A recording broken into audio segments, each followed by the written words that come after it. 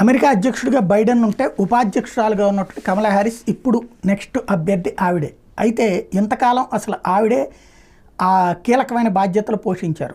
క్రిందటిసారి వాళ్ళు చెప్పినటువంటి అసలైనటువంటి అంశం డెమోక్రాట్స్కి సంబంధించి ఏదైతే కీలకమైనటువంటి అంశం ఆనాడు హామీ ఇచ్చింది ఏంటంటే సరిహద్దులకు సంబంధించినటువంటి భద్రతా చర్యలు తీసుకుంటామని చెప్పి, ఇప్పుడు అందులో విఫలమయ్యింది అంటూ 2002 ఇదే తాజాగా పెట్టినటువంటి తీర్మానానికి 220 మంది అనుకూలంగా 196 మంది వ్యతిరేకంగా ఓటేశారు. అంటే కమలా హ్యారిస్కి 196 ఓట్లు వస్తే అంటే వాళ్ళ పార్టీకి, అదే సందర్భంలో ట్రంప్ పార్టీకి 220 ఓట్లు వచ్చినాయి. కమలా హ్యారిస్కి ఇది అతిపెద్ద దెబ్బ. ఇందులో డెమోక్రాటిక్ సంబంధించినటువంటి ఎంపీలు కూడా ఇందులో పార్టిసిపేట్ చేయడం అన్నది కీలకం. 6 ఎంపీలు డెమోక్రాట్ పార్టీకి సంబంధించినటువంటి ఎంపీలు ఇందులో జాయిన్ కావడం అన్నటువంటిది కీలకమైనటువంటి అంశమైంది.